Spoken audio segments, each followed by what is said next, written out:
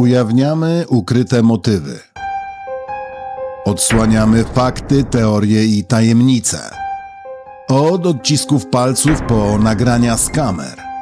Są sprawy, które do dziś budzą pytania. Andy Polański. Historie opowiedziane w formie autorskiej narracji dokumentalnej.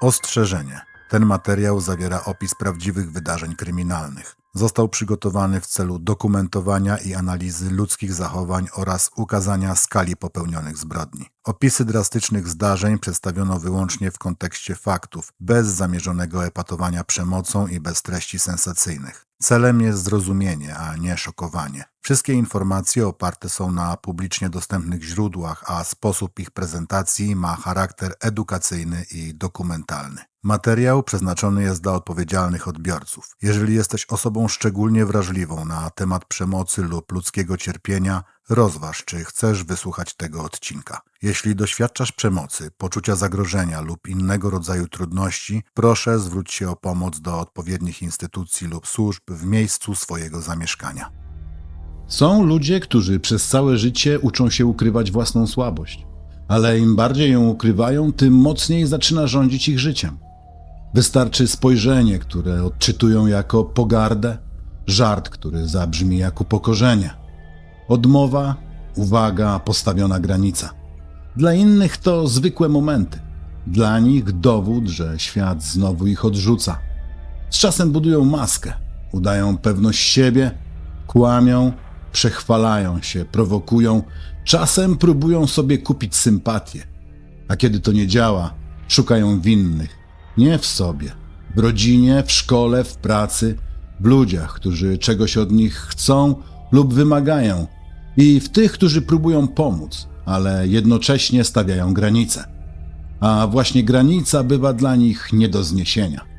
Bo człowiek, który latami żyje z poczuciem upokorzenia, może pewnego dnia pomylić pomoc z kontrolą, troskę z atakiem, a zwykłe nie z ostatecznym odrzuceniem. Ta historia nie zaczyna się od zbrodni. Zaczyna się dużo wcześniej, wtedy, gdy człowiek dopiero się kształtuje. Poznaje świat, uczy się ludzi i próbuje zrozumieć, kim jest. A jeśli na każdym etapie czuje, że świat znów daje mu kopniaka, wciska go w ziemię, pomija albo wyśmiewa, w środku rodzi się coś niebezpiecznego. Nie tylko ból, nie tylko wstyd, ale przekonanie, że skoro nikt nie widzi go takim, jakim chciałby być widziany, pewnego dnia zmusi świat, żeby go zauważył. A potem pojawiła się starsza kobieta, która zrobiła coś prostego. Dała mu jeszcze jedną szansę. Nazywam się Andy Polański i dziś opowiem wam historię młodego człowieka. Zaczynamy.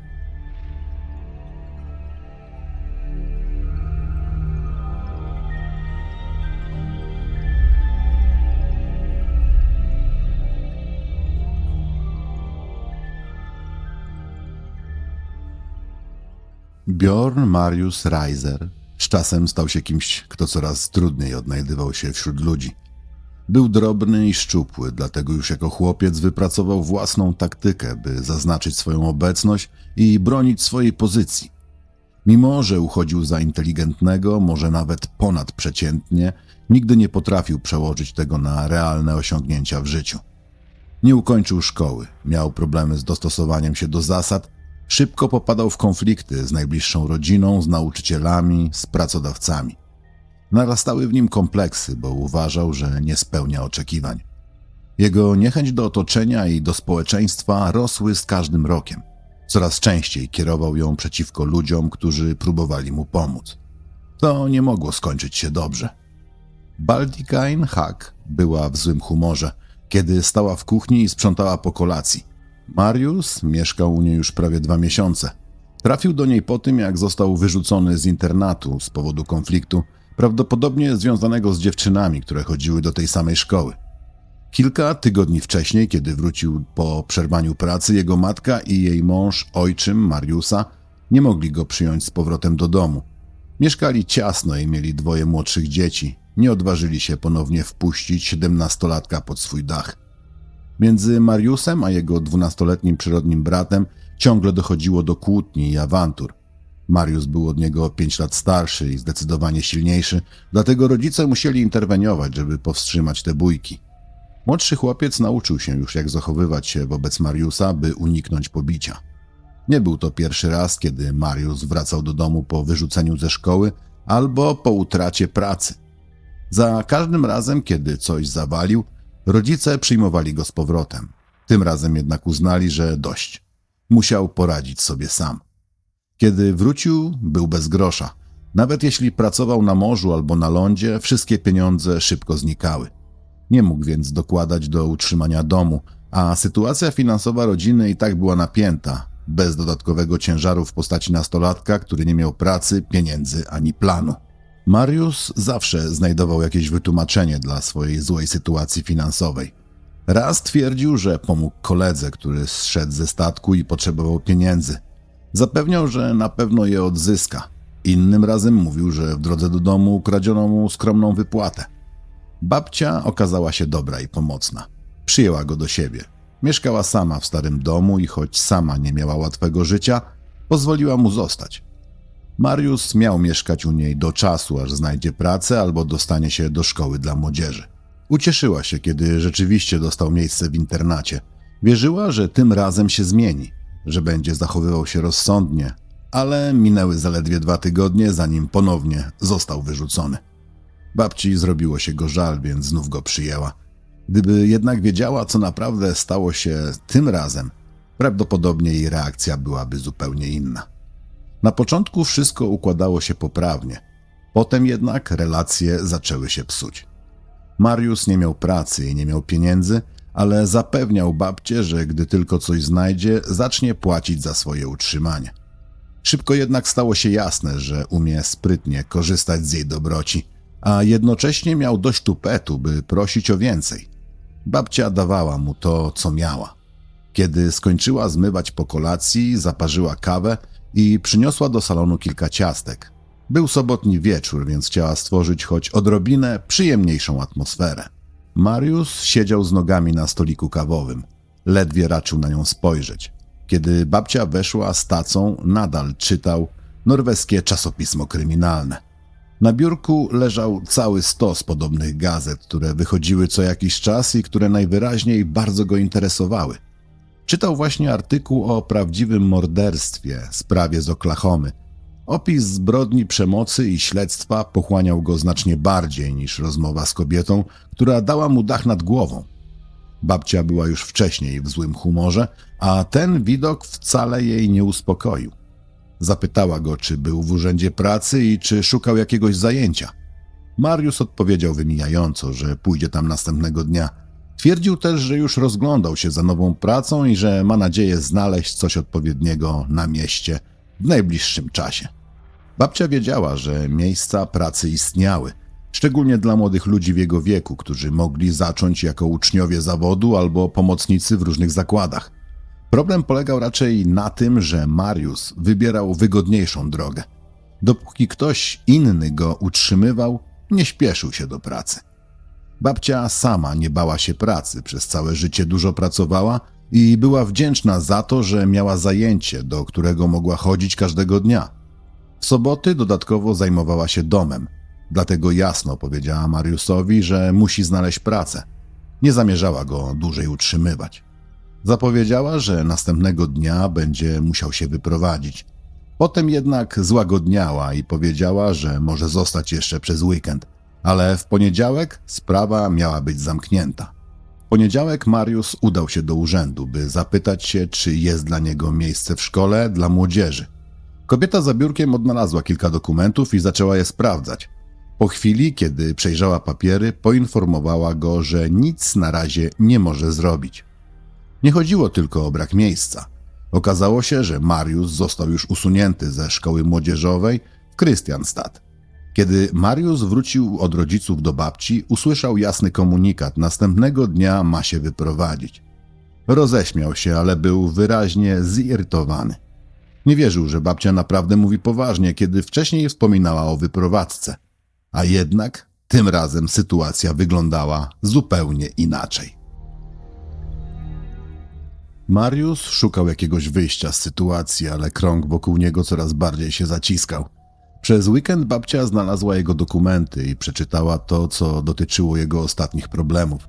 Wtedy zrozumiała, dlaczego naprawdę musiał opuścić szkołę. Kiedy Mariusz dostał polecenie, by spakować swoje rzeczy i wyjechać ze szkoły, nie przyjął tego szczególnie ciężko. Zdołał namówić jedną z uczennic, żeby pojechała razem z nim. Oboje udali się do Oslo, ale pieniądze szybko się skończyły. Mariusz spróbował jakoś przeczekać sytuację na dworcu. Dziewczyna, która początkowo wierzyła w jego opowieści, zaczęła rozumieć, że znalazła się w trudnym położeniu. Bez pieniędzy, z dala od domu, w obcym mieście. W końcu zwróciła się o pomoc do policji. Nie wiedziała, że Mariusz wcześniej przedstawiał jej swoją sytuację w sposób daleki od prawdy. Policjanci powiedzieli jej, że jego rodzina już wielokrotnie próbowała mu pomagać. To nie była historia chłopaka, którego wszyscy porzucili bez powodu. To była historia chłopaka, który raz po raz zawodził ludzi gotowych wyciągnąć do niego rękę. Kiedy babcia dowiedziała się więcej, jej cierpliwość ostatecznie się skończyła. Uznała, że to, co mówiła rodzina, było prawdą. Mariusz sprowadził na siebie własne kłopoty. Gdyby zachowywał się właściwie w szkole, nie zostałby z niej usunięty. Był już wystarczająco dorosły, by stanąć na własnych nogach i przestać być ciężarem dla innych. Powiedziała mu jasno, ma opuścić mieszkanie. Mariusz próbował ją przekonać, chciał wzbudzić litość, może jeszcze raz wykorzystać jej dobroć, ale tym razem babcia nie ustąpiła, postawiła granicę. Nigdy nie ukrywała, że go kocha, ale miłość nie oznaczała już bezwarunkowego pozwalania na wszystko. Mariusz nie potrafił tego przyjąć. Nie przyszło mu do głowy, że gniew babci mógł być konsekwencją jego własnego zachowania. Nie widział swojej winy. Widział tylko siebie cały czas jako ofiarę. Tego ranka odwiedził go jeden z kolegów. Chwilę później przyszli jeszcze dwaj inni. Sytuacja najwyraźniej ich zaciekawiła. Słuchali, co Mariusz opowiada o kłótni z babcią i o tym, że prawdopodobnie będzie musiał się wyprowadzić. Kiedy trzej chłopcy wyszli, babcia znów zwróciła się do Mariusza. Nie podobało jej się, że sprowadza do domu kolegów, jakby nic się nie stało. Przypomniała mu, że jej zgoda na jego pobyt miała sens tylko pod jednym warunkiem. Miał znaleźć pracę i płacić za siebie. Jeśli tego nie zrobi, nie może dłużej mieszkać u niej. Mariusz najwyraźniej próbował jeszcze negocjować. Być może chciał zapytać, czy mimo wszystko pozwoli mu zostać, jeśli obieca, że znajdzie pracę i zacznie się dokładać. Ale z jej strony nie było już tej dawnej miękkości. Babcia podjęła decyzję. W pewnym momencie sytuacja gwałtownie się zmieniła. Mariusz nie odezwał się. Przez chwilę jakby się wahał. Patrzył na babcię, która leżała na łóżku. Była spokojna, ale kiedy zorientowała się, co się dzieje, krzyknęła i próbowała się podnieść. Wtedy Mariusz rzucił się na nią. Chwycił ją obiema rękami za szyję i zacisnął dłonie.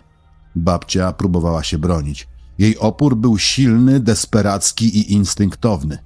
Ale Mariusz nie puszczał. Ściskał tak mocno, że później miał problem z rozprostowaniem palców. Po chwili ciało babci znieruchomiało. Mariusz zorientował się, że leży całkowicie bez ruchu. Następnie znalazł jakiś materiał, prawdopodobnie pasek, sznur albo część garderoby i dwukrotnie owinął go wokół jej szyi, po czym zacisnął węzeł. Dopiero wtedy uznał, że wszystko się skończyło.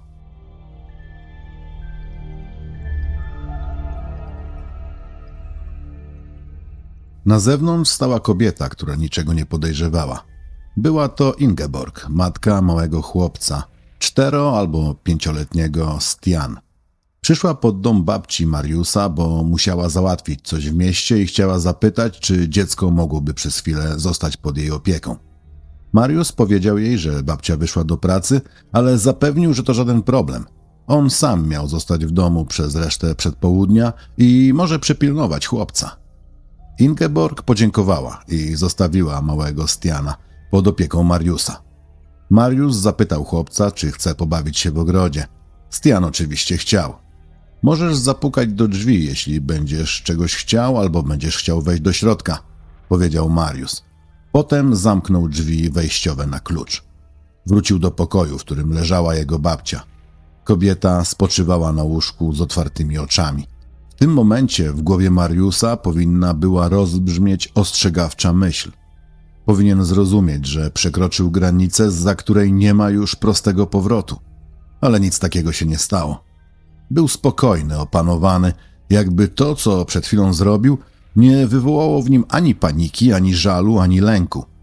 Trudno powiedzieć, czy przez całą noc leżał i rozmyślał o tym, jak potoczy się jego życie, jeśli zrealizuje swój zamiar.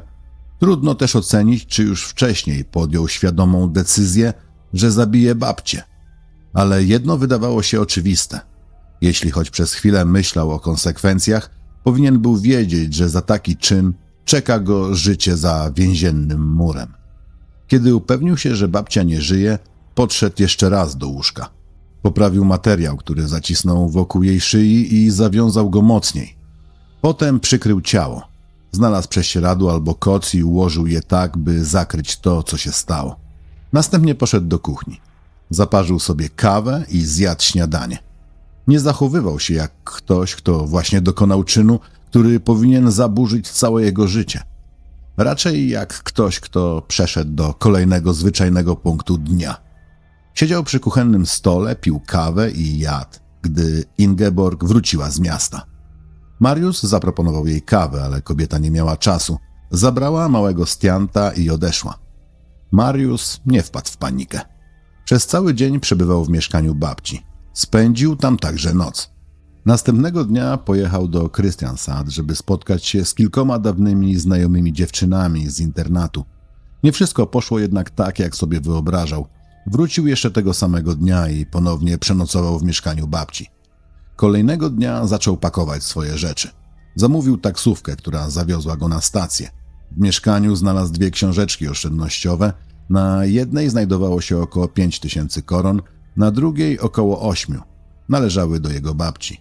Mariusz zabrał je ze sobą. Pociągiem i autobusem dotarł do Farsun. Tam zatrzymał się w hotelu i zameldował pod swoim prawdziwym nazwiskiem. Najpierw zgłosił się do Urzędu Pośrednictwa Pracy dla Marynarzy, próbując znaleźć zatrudnienie na statku. Ponieważ wcześniej już tam bywał, miejsce nie było mu obce. Potem wyszedł do miasta. Miał przy sobie część gotówki, ale najwyraźniej chciał zdobyć więcej. Udał się na pocztę i wypłacił z konta pocztowego 1300 koron. Posłużył się pełnomocnictwem wystawionym rzekomo przez babcię. W rzeczywistości dokument przygotował sam. Sam też podpisał go jej nazwiskiem. Fałszerstwo było jednak tak nieudolne, że pracownik poczty nie powinien był mieć większej trudności z jego zauważeniem. A jednak pieniądze zostały wypłacone. Cały dzień spędził w Farsun, a wieczorem wrócił do hotelu. Następnego ranka zjadł późne śniadanie. Miał stawić się w Urzędzie Pośrednictwa Pracy dla Marynarzy około południa, więc nie musiał się śpieszyć. Wyszedł więc na miasto i kupił kilka gazet. Wieczorem znów wrócił do hotelu. Miał nadzieję, że może któregoś dnia znajdzie coś konkretnego, jakąś decyzję, jakiś kierunek, może miejsce, gdzie będzie mógł zostać na dłużej. Położył się na łóżku i zaczął przeglądać gazety. Wtedy ktoś zapukał do drzwi. Zanim zdążył naprawdę zareagować, drzwi się otworzyły. Były zamknięte, ale najwyraźniej nie na tyle skutecznie, by zatrzymać ludzi, którzy przyszli po niego. Do pokoju weszło 2 mężczyzn. Zapytali go o Baltic-Ine Hack. Mariusz spojrzał na nich zaskoczony. Być może jeszcze przez chwilę próbował grać obojętnego, być może udawał, że nie rozumie, o co chodzi. Ale kiedy mężczyźni zaczęli zadawać kolejne pytania, dość szybko dotarło do niego, kim są. To była policja. Przyszli po niego. Tymczasem w domu babci Mariusza sprawy zaczęły wyglądać coraz bardziej niepokojąco. Jedną z osób, które pierwsze zaczęły się martwić, była Gerd, znajoma Baltic-Ine. Tego dnia miały się spotkać, ale Baltic-Ine nie dawała znaku życia. Gerd próbowała się z nią skontaktować telefonicznie, a potem założyła płaszcz i poszła do mieszkania kobiety. Dzwoniła do drzwi kilka razy, ale nikt nie odpowiadał. Było to dziwne, bo obie kobiety miały ze sobą kontakt właściwie każdego dnia. Tymczasem Baltic-Ine nie widziano już od paru dni. Gerd nie potrafiła przestać o tym myśleć. Początkowo próbowała się uspokajać, tłumacząc sobie, że może koleżanka wyszła, może źle się poczuła, może po prostu zmieniła plany. Ale niepokój narastał. W końcu zawiadomiono policję. Początkowo funkcjonariusze mogli jeszcze uznać, że należy zaczekać i sprawdzić, czy Baltikain pojawi się później.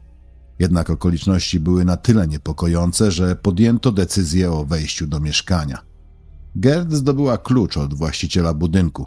Otworzyła drzwi, a do środka wszedł z nią policjant. Już w kuchni coś wyglądało niewłaściwie. Na stole przy blacie stały resztki posiłku. Naczynia były nieuprzątnięte. Wszystko sprawiało wrażenie, jakby codzienny rytm domu został nagle przerwany. A to nie pasowało do Baltikain. Była starszą kobietą, przyzwyczajoną do porządku i regularności. W pokoju łóżko było rozgrzebane. Ubrania leżały lub wisiały na krześle. Z każdym kolejnym szczegółem sytuacja stawała się coraz bardziej tajemnicza. Gerd poczuła się źle. Przeczuwała, że stało się coś poważnego. Razem z policjantem przeszła przez całe mieszkanie, ale początkowo nie znaleźli niczego oczywistego. W kuchni paliło się jeszcze światło. Funkcjonariusz zaczął dokładniej sprawdzać kolejne pomieszczenia. W końcu natrafiono na ciało. Nie minęło wiele czasu, zanim na miejscu pojawił się lekarz. Po oględzinach stwierdził zgon. Nie potrafił jeszcze dokładnie powiedzieć, jak długo kobieta nie żyła, ale podejrzewał, że mogły minąć nawet 2 dni. Śledztwo w sprawie zabójstwa miało od tego momentu swój pierwszy wyraźny punkt zaczepienia. Córka Baltikain mieszkała w mieście.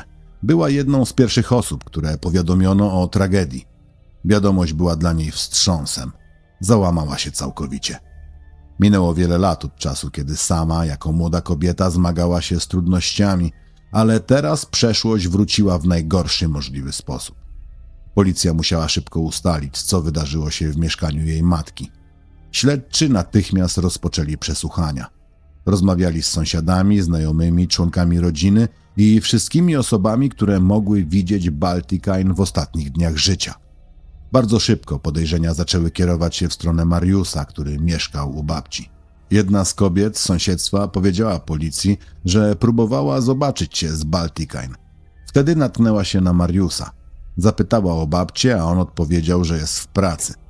Lekarz uznał, że Baltikain mogła zostać zabita właśnie tego dnia. Jeśli tak było, Mariusz znajdował się w domu w kluczowym momencie. Pytanie brzmiało, co naprawdę wiedział o jej śmierci. Ingeborg, matka małego Stiana, również mogła powiedzieć coś istotnego. To ona zostawiła chłopca pod opieką Mariusa. Mariusz powiedział jej wtedy, że babcia jest w pracy. Kiedy później wróciła po dziecko, zachowywał się spokojnie. Zaoferował jej nawet kawę. Stian miał się dobrze. Bawił się tak chętnie, że podobno nie od razu chciał wracać z matką do domu. Ale kiedy policja zadzwoniła do miejsca pracy Baltikain, otrzymała informację, która zmieniła wszystko. Kobiety nie było w pracy od końca poprzedniego tygodnia. To oznaczało, że Mariusz kłamał. Jedna z osób mogła potwierdzić, że w poniedziałek około godziny 23:45 wszystko z Baltikain było w porządku. Inne ustalenia wskazywały, że do zabójstwa mogło dojść w środę, prawdopodobnie we wczesnych godzinach popołudniowych. Policja odnalazła taksówkarza, który zawiózł Mariusza na stację kolejową. Kierowca nie wiedział, dokąd chłopak dalej pojechał, ale zapamiętał, że miał przy sobie dużo bagażu. Wyglądało to tak, jakby się wyprowadzał.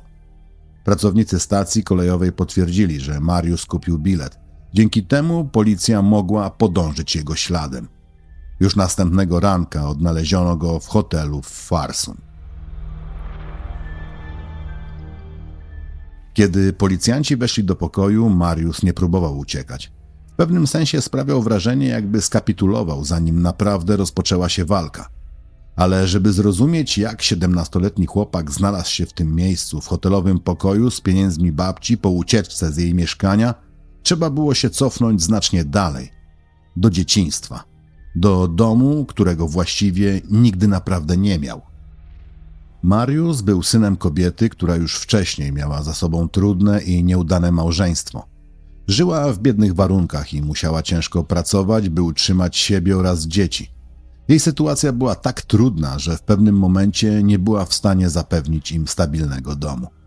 Przez pewien czas próbowała zatrzymać małego Mariusa przy sobie, ale po kilku miesiącach chłopiec został umieszczony w domu dziecka. Później jego matka poznała marynarza z Holandii. Wyszła za niego za mąż, wyjechała do Rotterdamu i zamieszkała z jego rodziną. Kiedy doszło do ślubu, Mariusz miał około 4 lat. Rodzina żyła skromnie, mieszkali ciasno. O pracę było trudno, pieniędzy brakowało, a jedzenie było takie, na jakie mogli sobie pozwolić. Mariusz chorował, częściowo właśnie z powodu złego odżywiania. Kiedy jako 6-latek zaczął szkołę, język stał się dla niego poważnym problemem. Nie rozumiał dobrze tego, co mówiono do niego wokół. Dla innych dzieci był obcy, inny, niezgrabny, łatwy do wyśmiewania. Zaczęto mu dokuczać. Nie miał też odpowiednich ubrań. Matka nie zawsze była w stanie kupić mu to, czego potrzebował. W dodatku wychowywano go surowo. W jego dzieciństwie brakowało mu poczucia bezpieczeństwa, którego dziecko potrzebuje najbardziej. Przekonania, że gdzieś jest jego miejsce, że ktoś stoi po jego stronie, że świat nie jest tylko serią upokorzeń. To oczywiście nie tłumaczy tego, co zrobił później, ale pomaga zrozumieć, z jakiego pęknięcia zaczęła wyrastać jego późniejsza złość. Bo Mariusz bardzo wcześnie nauczył się jednej rzeczy, że jeśli chce zostać zauważony, musi walczyć o miejsce dla siebie. Nawet wtedy, gdy walka oznaczała konflikt. Nawet wtedy, gdy niszczyła ludzi, którzy próbowali mu pomóc. Mariusz był na tyle dobry w szkole, że potrafił wyróżniać się na tle innych uczniów w klasie. Zdarzało się nawet, że otrzymał cały miesiąc wolnego, aby pojechać z rodzicami do Norwegii. Ale wszystko to sprawiało również, że coraz bardziej czuł się obcy wobec reszty klasy. Nie pasował, odstawał, a dzieci bardzo szybko wyczuwają kogoś, kto nie mieści się w ich grupie. Stał się więc łatwym celem. Z czasem mobbing przybierał różne formy. Mariusz próbował radzić sobie na swój sposób. Czasem chował rzeczy należące do chłopców, którzy mu dokuczali, ale kiedy to wychodziło na jaw, wpadał jeszcze w większe tarapaty. Gdy miał 12 lat, rodzina przeprowadziła się do Norwegii. Pierwszy okres w norweskiej szkole był dla niego bardzo trudny. W krótkim czasie zdołał pokonać część problemów, ale poczucie obcości długo go nie opuszczało. To z kolei znów prowadziło do dokuczania i wykluczenia. Mariusz miał w sobie narastający gniew wobec całej grupy rówieśników. Z jednej strony łatwo nawiązywał znajomości, z drugiej równie łatwo je tracił. Nauczył się odwracać uwagę innych chłopców, opowiadać historie, przechwalać się tym, na co rzekomo się odważył. Próbował też kupować sobie spokój. Stawiał papierosy, rozdawał kawałki czekolady, szukał sposobu, by choć na chwilę zdobyć akceptację. Szkołę podstawową ukończył z dobrymi ocenami, mimo że przez 2 lata wstawał bardzo wcześnie każdego ranka, by roznosić gazety. Później przez rok uczęszczał do szkoły uzupełniającej i tam również radził sobie całkiem dobrze. Jednak w tym okresie coraz wyraźniej zaczęły pojawiać się jego problemy wychowawcze. Dochodziło do drobnych kradzieży. Początkowo mogły pozostawać niezauważone, ale kiedy matka odkryła, że Mariusz kradnie jej pieniądze, w domu wybuchł kolejny poważny konflikt. Reakcje Mariusza zmieniały się z czasem. Najpierw buntował się i odpowiadał przekorą. Później coraz częściej popadał w rezygnację. Kiedy był konfrontowany z własnym zachowaniem, potrafił przybrać niewinny uśmiech i zaprzeczać winie, nawet wtedy, gdy fakty mówiły coś innego. A przecież nie był chłopcem całkowicie pozbawionym dobrych stron. Mariusz potrafił być chętny do pomocy, miły i uczynny, kiedy poproszono go o wsparcie. Widać było w nim wiele pozytywnych cech, ale nigdy nie zdołały one stać się trwałym fundamentem jego życia. Miał dobre zdolności i iloraz inteligencji powyżej 120, jednak często nie potrafił wykorzystać swojego potencjału. Nie dojrzał do samodzielności. Nie nauczył się stać na własnych nogach ani rozwiązywać problemów, które pojawiały się w jego życiu.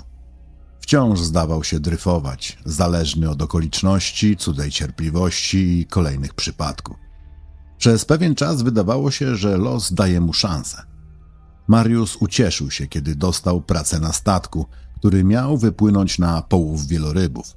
Początkowo pracował na pokładzie jako pomocnik. Szybko jednak okazało się, że fizyczna praca jest dla niego zbyt ciężka.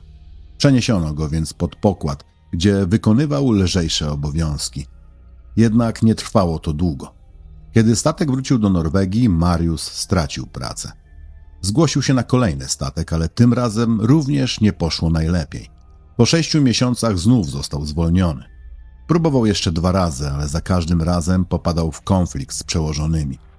Na jednym ze statków jako pomocnik miał wykonywać polecenia oficera, ale odmawiał pracy albo robił wszystko po swojemu. Wielokrotnie oficer uznawał, że Mariusz wykonuje obowiązki źle albo celowo niestarannie. Kapitan próbował łagodzić sytuację, ale na dłuższą metę nie dało się tego utrzymać. Konflikt narastał, aż w końcu doprowadził do jego usunięcia ze statku. Zamiast przyjąć uwagi przełożonych, Mariusz udał się do domu marynarza i doprowadził do tego, że odesłano go do domu. Te epizody miały dla niego dalsze konsekwencje.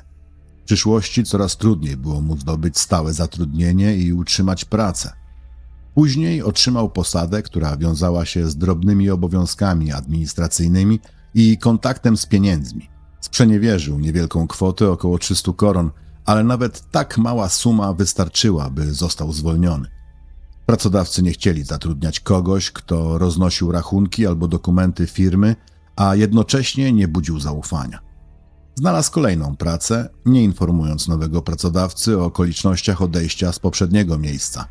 Przez pewien czas wszystko układało się poprawnie. Potem jednak znów stracił posadę i ponownie został bez stałego zajęcia. Kiedy policjanci odnaleźli Mariusza w hotelu, początkowo próbował zachować spokój. 2 funkcjonariusze weszli do pokoju i zaczęli zadawać pytania. Mariusz nie załamał się od razu, nie rzucił się do ucieczki, nie przyznał się natychmiast. Przez cały czas próbował trzymać się swojej wersji. Jeden z policjantów powiedział w końcu coś w rodzaju: „Ty kłamiesz coraz bardziej”. Mariusz odpowiadał wymijająco. Był to dla niego początek czegoś zupełnie nowego. Po raz pierwszy w życiu został zamknięty w celi. Przewieziono go na komisariat policji w Grong, gdzie funkcjonariusze zaczęli przeglądać rzeczy, które miał przy sobie. Wśród nich znaleziono 2 książeczki bankowe należące do jego babci. Przeszukano również mieszkanie babci, ale policja nie znalazła tam niczego, co w tym momencie radykalnie zmieniałoby obraz sprawy. Mariusz zabrał ze sobą większość rzeczy, których potrzebował, kiedy wyjeżdżał. Przesłuchiwano go długo, aż do późnego wieczoru. Dla 17-latka zamknięcie w celi i pozostawienie samemu sobie musiało być ogromnym obciążeniem. Rzeczywistość zaczynała powoli do niego docierać. Śmierć babci nie była już czymś, co można było ukryć za zamkniętymi drzwiami mieszkania. Stała się sprawą policyjną. Stała się sprawą o zabójstwo.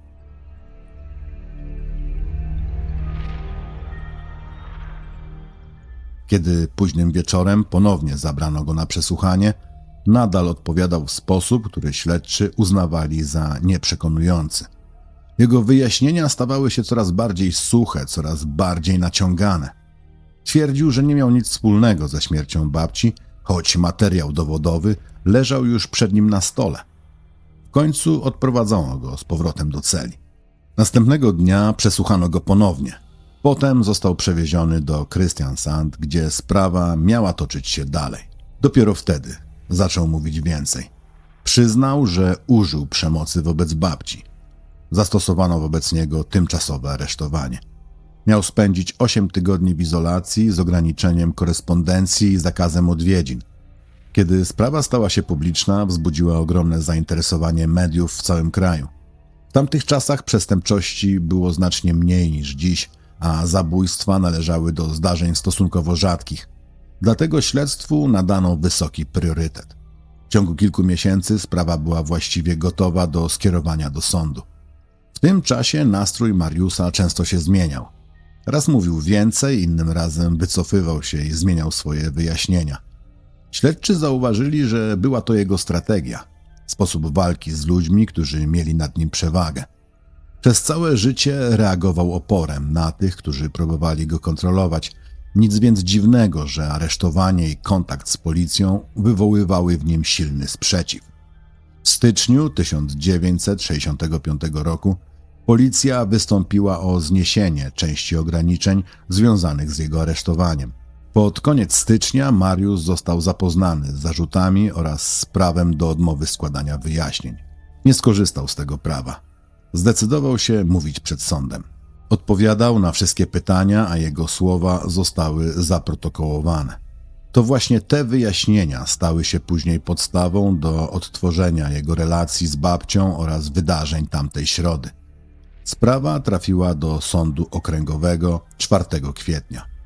Mariusz został oskarżony nie tylko o zabójstwo, ale także o kradzież pieniędzy i dokumentów bankowych należących do babci.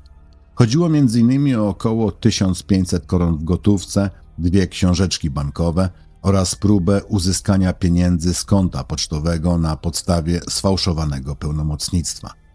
Pełnomocnictwo miało rzekomo pochodzić od jego babci. W rzeczywistości, jak wiemy, przygotował je sobie sam. Ława przysięgłych odpowiedziała twierdząco na wszystkie pytania dotyczące winy. Przy wymiarze kary sąd wziął pod uwagę jego młody wiek, ale nie mogło to przesłonić ciężaru czynu. Mariusz dorastał w trudnych warunkach, choć jednocześnie nie można było powiedzieć, że całe jego dzieciństwo było pozbawione opieki czy domu. Miał za sobą doświadczenia, które mogły wpłynąć na jego rozwój, ale nie usprawiedliwiały tego, co zrobił. Już jako nastolatek dopuścił się kilku poważnych przewinień, a teraz, mając zaledwie 17 lat, zabił własną babcię, kobietę, która przyjęła go pod swój dach, wspierała go i znosiła więcej niż rozsądnie można było od kogokolwiek oczekiwać. Po dokonaniu czynu Mariusz nie okazywał oznak skruchy. Został również poddany dokładnym badaniom psychiatrycznym.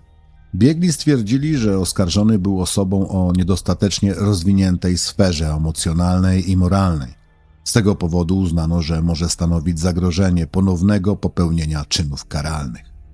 Björge Marius Hong został skazany na 20 lat więzienia.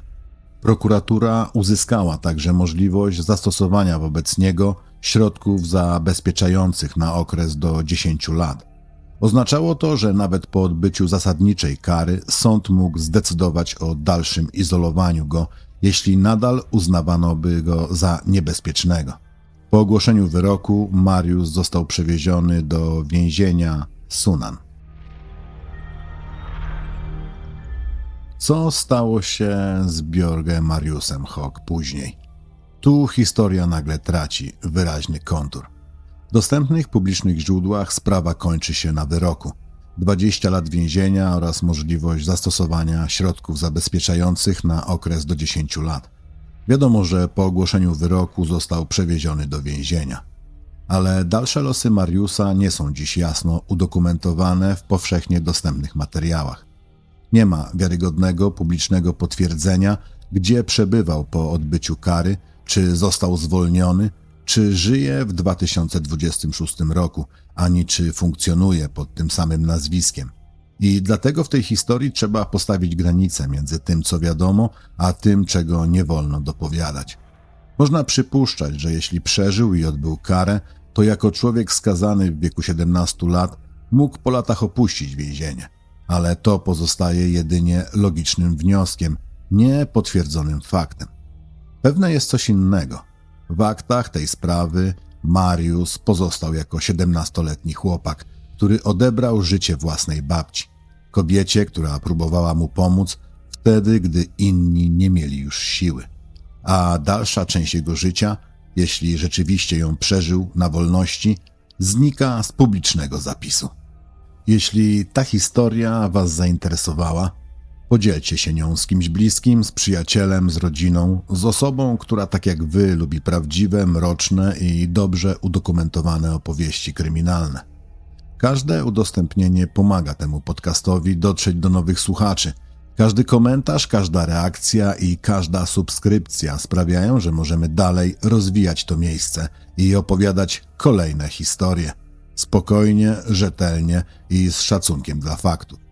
A jeśli słuchacie mnie regularnie, ale jeszcze nie zasubskrybowaliście kanału, będzie mi bardzo miło, jeśli zrobicie to właśnie teraz. To mały gest, który dla twórcy znaczy naprawdę dużo. Napiszcie też w komentarzu, co myślicie o tej sprawie. Czy Mariusz był wyłącznie sprawcą własnych decyzji, czy może człowiekiem, którego życie od początku prowadziło w stronę katastrofy? A może prawda, jak często bywa w takich historiach, leży gdzieś w niepokojącej szarości, pomiędzy.